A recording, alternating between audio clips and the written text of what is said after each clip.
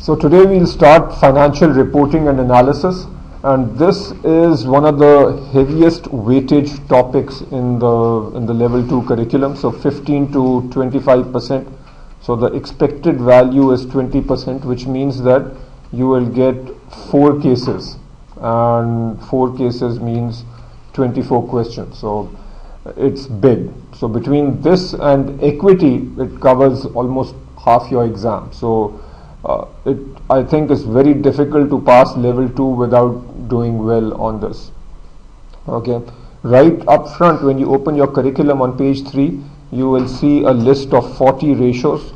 None of them should be new. You've seen them all in level 1. So the assumption as you go through this, and as you will see in today's lecture, assumption is that you know this. Okay, so in a hurry, you spend some time and go through this and make sure you know all these ratios. Okay, now as I keep saying, practice is critical, but it is particularly critical with FRA because the material is quite tricky. You will see some of it today in inventory, which is the material isn't that hard, but when you try doing questions, the questions seem difficult. And if you practice, then it becomes easy. If you don't practice, then it's hard to do well on this in the exam.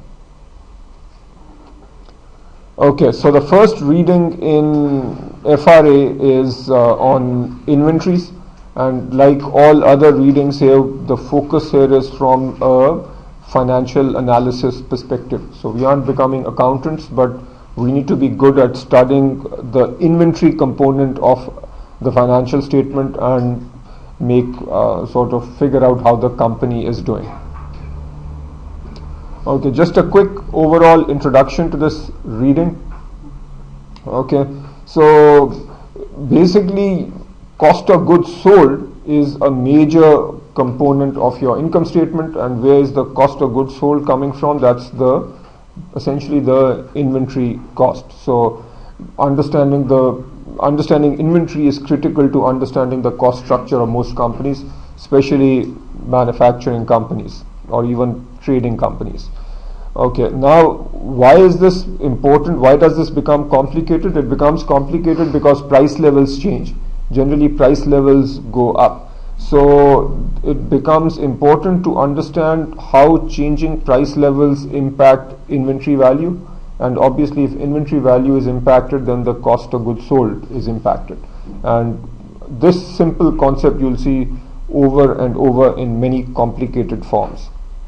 So specifically in this lecture, section 2 in the curriculum, section 1 is just this overall introduction. Section 2, we look at the effect of changing price level on financial statements of companies using different valuation methods. So different valuation methods are LIFO, FIFO, actually, so we'll see those. This is things like LIFO, FIFO, specific identification, and so on. Then section 3 drills into one of those methods called LIFO, which is used extensively in the United States. Then number 4, financial statement effects of a change in inventory valuation. Then financial statement effects of a decline in inventory value. And finally, the issues that an analyst should consider. So that's the plan for today. Okay, first just a quick refresher from level 1, basic inventory accounting. What's your cost of goods sold for a given year? It's your beginning inventory plus the money that you spend on purchases minus ending inventory. So another way, just algebraically, if you are given everything else, you can find ending inventory by beginning inventory plus the money that you have spent on new goods minus your cost of goods sold. This is often also called cost of sales. Okay, and as is obvious, if your cost of goods sold goes up, so if this COGS is up, that means ending inventory is down because COGS is a minus sign. Okay, now getting into this reading, section 2 of the reading. Under IFRS, 3 possible methods of inventory valuation are allowed: specific identification, FIFO, and weighted average cost. Under US GAAP, we are allowed the same 3, plus we are allowed a method called LIFO. This should be familiar from level 1, but as you will see, this becomes fairly detailed very fast. Now a quick refresher of what those different valuation methods are. Specific identification: each unit is matched with the unit's actual historical cost. So the point is, if you are selling diamonds, okay, you don't want to be doing last in, first out, first in, last out. You want to know exactly what each diamond is worth, and then your profit is based on how much you sell that particular diamond for minus the cost of that particular diamond. So that is specific identification. FIFO method, which is used which is quite common across the world. This is first in, first out. So I think you are reasonably familiar with this. So if you are buying inventory, so you buy inventory first for $1, then a bunch of inventory for $2 a piece, bunch of inventory for $3 a piece. So when you are selling, the cost that you use is the cost of the item that you bought first. Okay, so you assume that this is the guy that you sell first. So generally under FIFO, so this is the rule, under FIFO the first item purchased is assumed to be the first item sold. Ending inventory value is based on most recent purchases. So if you are selling these guys first, then what you are left with is the more expensive items. So that's your ending inventory. Okay. FIFO COGS is based on earliest purchases. So your COGS is based on the earlier purchases. When prices are rising, as they are in my simplistic example, COGS will be understated as a result, and so COGS will be understated, and as a result earnings will be overstated. So that should be obvious from here. None of this should be new. This is material that you hopefully recall to some extent from level 1. We are just warming up here. Okay, next, weighted average cost method. So here the average cost per unit of inventory is simply equal to the total cost of goods available for sale divided by the total quantity available for sale. So you are simply averaging out your cost, and your COGS will simply be the average cost per unit times the number of units sold. Ending inventory will be the average cost multiplied by the number of units that you have at the end. And the final method, LIFO, which is only allowed under US GAAP. So under LIFO, the item purchased most recently is assumed to be the first item sold. So if we go to the same example, so you buy items for $1, then you buy items for $2, then you buy for $3. The last in first out means that your COGS is based on the most expensive items if prices are going up. Okay, and then your ending inventory is based on the last item. So COGS, sales revenue, so COGS and sales revenue both use recent prices. Okay, so LIFO represents better results in the income statement. When you are selling at current prices. COGS, since this is last in first out, COGS also represents current prices. So when you are using the LIFO mechanism, that's good for the income statement. Good in the sense that it is giving you most meaningful information. Okay, not good in the sense that it's giving you higher profits, good in the sense that it's giving meaningful information. When prices are rising, COGS will be higher and earnings will be lower. Under LIFO, ending inventory on balance sheet is reported at old prices. Okay. Now this is something that is covered in detail in level 1. This is not really a learning objective in level 2, but it's part of it's like a couple of paragraphs in the curriculum. I think as long as you just have a cursory view of this, that is fine. So in today's world, inventory systems can be either periodic or perpetual. With the spread of computers, most systems are probably perpetual.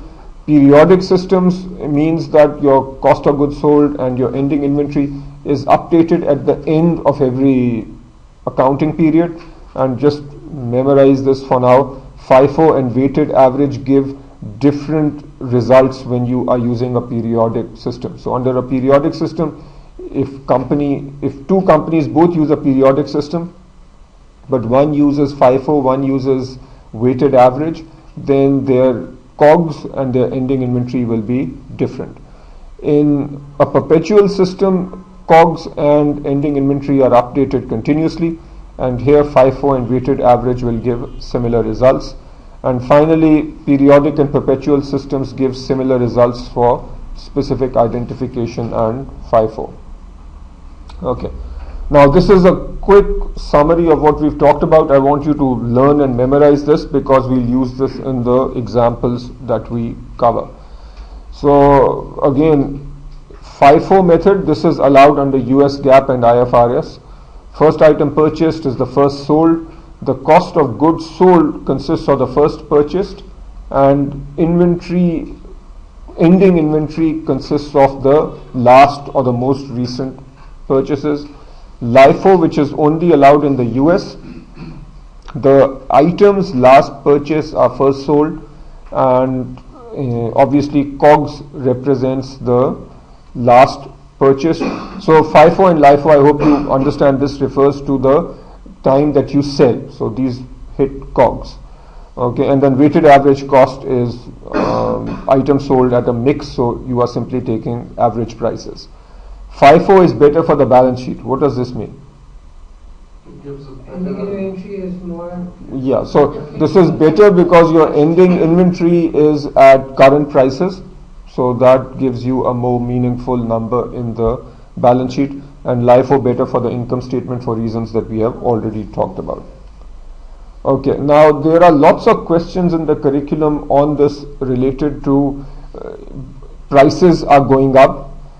Two companies are similar, one uses FIFO, one uses LIFO. So from an analytical perspective, what are the differences you can expect to see?